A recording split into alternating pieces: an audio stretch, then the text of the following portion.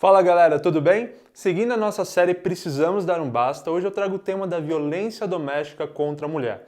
Um tema que tem ganhado sim mais voz ao longo dos anos, mais apoio, mas ainda muito distante de ser um tema solucionado na nossa sociedade. Principalmente a sociedade machista que a gente vive, aliás, um mundo muito machista. Eu acho que tem coisas mais profundas que a gente deve olhar para esse tema, do ponto de vista social, do ponto de vista humano, do ponto de vista psicológico, para a gente compreender um pouco mais que dinâmicas estão presentes dentro dessa situação e assim que a gente possa compreender de que forma a gente pode ajudar não só uma pessoa que possa estar passando por isso, mas também contribuir para que o mundo crie menos situações, menos possibilidades do machismo e transbordar através da violência, através da nossa sociedade. Como que a gente pode contribuir com isso? Vamos pensar um pouco sobre isso. No Brasil, os dados são o seguinte: a cada 2 minutos há um registro de violência contra a mulher. Isso considerando que apenas 11% das mulheres fazem a denúncia. E desses 11%, 80% delas têm um vínculo afetivo com os seus agressores. Então a gente começa a perceber que o fator afetivo nesse momento, nesse tipo de relação, nesse tipo de dinâmica, é um fator muito difícil de ser lidado, porque a gente está lidando com emoções, estão lidando com sentimentos, e sentimentos que são de certa forma traídos ali, né? A partir do momento que uma pessoa que você tem laços afetivos te agride. Isso torna a situação um pouco mais delicada. Eu quero trazer aqui para vocês 3 situações, 3 exemplos de momentos, de dinâmicas, onde fica mais difícil para essa mulher se desvincular do seu agressor e realmente se libertar desse núcleo de agressão que muitas vezes está ali num conceito de família, numa construção de família. Primeiro, a ideia de que ele só fez uma vez, ou só de vez em quando, mas uma coisa esporádica, sabe? Tipo aquele homem romântico que te dá flores, que lembra de você, te trata bem em muitos momentos, mas de vez em quando tem um tapa, ou de vez em quando tem uma agressão verbal, de vez em quando tem algum tipo de violência contra você. E é esse momento que a gente começa a perceber que a afetividade faz realmente muita diferença, porque se torna também um fator de contradição dentro da pessoa, né? Ela fica um pouco assim, contrária, mas eu gosto, mas ele manda bem, mas ele dá flores, foi só isso, foi só um tapa, não foi nada demais, ele estava nervoso. Não, violência é violência. Então esse primeiro fator, o fator de só de vez em quando, é um cara romântico, é um cara do bem, já é um problema, já é uma questão que entrava muito as denúncias e a mulher sair desse lugar e compreender que não, ela realmente está sofrendo uma violência doméstica. Um outro ponto é a desidealização da família. Esse é um ponto também bastante importante, porque no conceito de família que ela criou, lógico, ao se casar, ao construir, às vezes já tem filhos e tudo mais, você aceitar e compreender que a pessoa que você desejou construir essa família, que você planejou um certo futuro, está ali te maltratando, está te agredindo, está sendo o seu maior problema nesse momento, é realmente difícil para uma pessoa, no seu psicológico, na sua vida, compreender que é justamente essa pessoa que você planejou tantas coisas boas que está te fazendo tanto mal. Tornar essa desidealização possível, muitas vezes passa por um processo de viver muita violência, até o ponto de ficar insuportável, porque ela não consegue ter essa noção, não consegue abandonar a fantasia que é natural, pelo amor, pela construção, pelos filhos, de que aquela poderia ser uma família ideal, de que aquela poderia ser uma família que seja feliz para todos.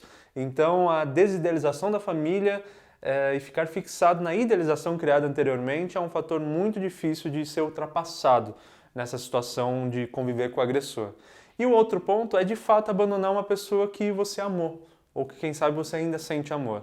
Claro, talvez se você se casou, se você construiu uma família, a gente entende que havia laços afetivos, que você se apaixonou, que você gostou, porque você teve algum vínculo. E a partir disso, abandonar uma pessoa a qual você acreditou e dedicou amor e talvez até em algum momento tenha recebido, é muito difícil. É muito difícil essa pessoa se desvincular emocionalmente, apesar das agressões.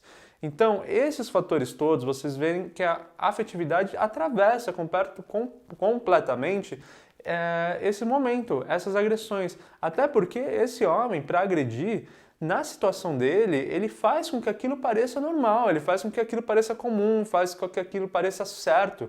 E dependendo do grau de dominação que esse homem acaba impondo, essa mulher acaba ficando um pouco sem reação, acaba ficando sem energia, sem entender muitas vezes qual é o real nível do que está acontecendo. E o mais difícil é que isso cada vez vai agravando. Não tem como isso melhorar, né? cada vez que isso acontece, está autorizando que uma nova vez aconteça e que aconteça talvez até de forma mais grave. E aí, dentro de um núcleo familiar, onde pode ter filhos ou pessoas próximas, mas pensando especialmente nas crianças, a gente começa a ver essas crianças praticando esses laços de abuso, esses vínculos, essas ideias, essas dinâmicas de abuso. Talvez em pequenas coisas, talvez entre colegas, entre os seus amiguinhos de escola, talvez em respostas dentro de casa, mas ela também vai entendendo um mundo onde essa violência, seja qual for, começa a ser autorizada.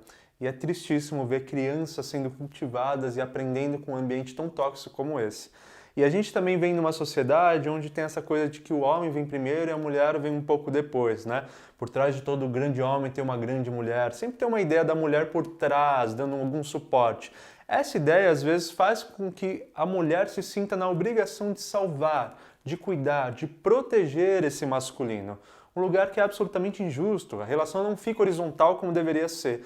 E essa crença que fica ali por trás da sociedade, por trás desse cultivo de família que a gente tem, acaba colocando essa mulher num sentido de não posso sair daqui, ele precisa de mim, ele precisa do meu cuidado, eu vou apoiar ele para ele sair dessa, para ele parar de ser uma pessoa dessa forma. E aí ela cada vez vai sofrendo mais e autorizando, né, entre aspas, esse homem a fazer mais isso, porque é isso que ele sente. Se ele bateu e deu tudo bem, deu tudo certo, assim, não teve consequências para ele, infelizmente ele se sente no direito de seguir em frente. A grande maioria das pessoas pensa que violência contra a mulher é só quando há agressão física, mas não. Há outras características e outros elementos que geram outros tipos de violência. Por exemplo, violência patrimonial. É quando esse homem intervém no patrimônio dessa mulher, tirando dela o direito de ser dona, de tomar decisões, de zelar por aquilo que é dela de direito. Há violência moral, por exemplo, quando ocorre a difamação dessa mulher na sociedade. Há sim a violência sexual, quando ocorre a tentativa, né, de uma vivência sexual sem o consentimento dessa mulher. Então é uma violência sexual. E a violência psicológica, é claro, quando deixa traumas, quando mexe com a autoestima dessa mulher, quando mexe com as questões psíquicas dessa mulher. Então você vê, não só a questão de agressão física, né? Não só essa concretude do corpo versus corpo. Há também uma série de outras características que muitas vezes ficam veladas dentro de outras situações, mas que também super caracterizam uma violência contra a mulher. A gente sabe que alguns sistemas, leis, direitos, mecanismos de proteção à mulher têm sido criados, mas ainda muito insuficientes, né? Principalmente para encorajar essas mulheres a fazerem suas denúncias, a que elas se sintam protegidas para que de fato cuidem e se preservem nesse sentido. A Lei Maria da Penha foi sancionada em 2006, a partir, né, do caso da mulher Maria da Penha, que sofreu 2 tentativas de assassinato do seu marido, acho que em 1983, e ela demorou mais de 10 anos para conseguir punir esse ex-marido, né? Ela entrou na justiça, ela fez a denúncia e demorou mais de 10 anos. E justamente por causa da demora desse processo, a justiça, os sistemas governamentais entenderam que era preciso criar uma lei que regulamentasse isso, porque ela acabou tentando enquadrar ele em diversos crimes que, na verdade, eram crimes isolados, que, juntando, poderiam concluir uma violência contra a mulher. Mas ficavam pingando em vários crimes, até que decidiram que, não, peraí, tem que ter uma lei que proteja essa mulher e que fale sobre a violência contra a mulher. E aí sim foi criada a Lei de Maria da Penha, em 2006, e a ONU considera ela uma das 3 melhores leis de proteção à mulher do mundo. Tamanha eficácia que essa lei trouxe para o nosso sistema, né? Fez uma grande mudança. Antes não existia nada de proteção para a mulher nesse sentido. E um outro sistema muito interessante, esse eu pude ver mais de perto, que é um sistema que começou aqui na Grande São Paulo, em Taboão da Serra, chamado Tempo de Despertar. Foi de um professor meu, aliás, o criador foi um professor meu, chamado Sérgio Barbosa, me deu aula de filosofia. Ele criou grupos onde fazem uma conversa em roda de homens que foram agressores, no sentido de não tornar esses homens a possibilidade deles repetirem os seus crimes, de repetirem a sua agressão, né, de ter a recorrência do crime. E ele criou esses grupos que ele pensou, nossa, mas a gente poderia atuar em cima desses homens que são violentos, que estão fazendo isso, e fazendo eles refletirem sobre o que estão fazendo e talvez mudarem. E foi um sucesso esse programa, né? O Sérgio ele já falou disso no Brasil inteiro, já deu várias entrevistas, e o Tempo de Despertar tem trazido taxas de recorrência muito menores, ele tem conseguido evitar que os homens façam de novo seus crimes contra as mulheres, né? Alguns lugares a recorrência caiu para 3%, né? E antes era 90% a taxa de repetição desse tipo de crime. Então a gente tem percebido que cada vez mais atuar no psicológico das pessoas envolvidas é o mais necessário, tanto da mulher quanto do homem. A mulher no sentido de encorajar, de protegê-la, de dar espaço, direito e voz, dela se sentir pertencente à sociedade, ao ponto de poder lutar pelos seus direitos. E também esse homem, talvez no sentido de recuperá-lo, talvez não para reencontrar essa companheira, mas para que ele não repita esse crime com outras mulheres ao longo da vida.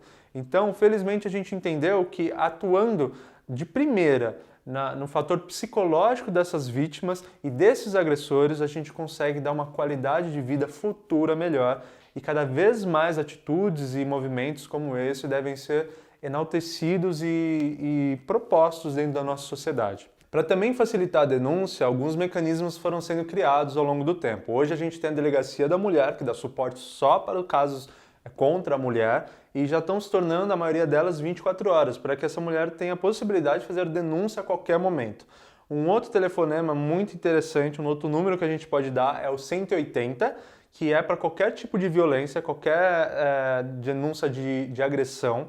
E hoje, no tempo de coronavírus, que a gente está na quarentena, há vários mecanismos que foram criados e muito interessantes. Um deles é o fato das farmácias criarem uma campanha onde qualquer mulher que entrasse em uma farmácia e tivesse um X desenhado na mão, seria entendido que ela estaria fazendo uma denúncia ali, ou comunicando um caso de agressão, e aí sim a farmácia tomaria as primeiras providências de ligar para a polícia, de chamar os órgãos responsáveis e tudo mais imediatamente.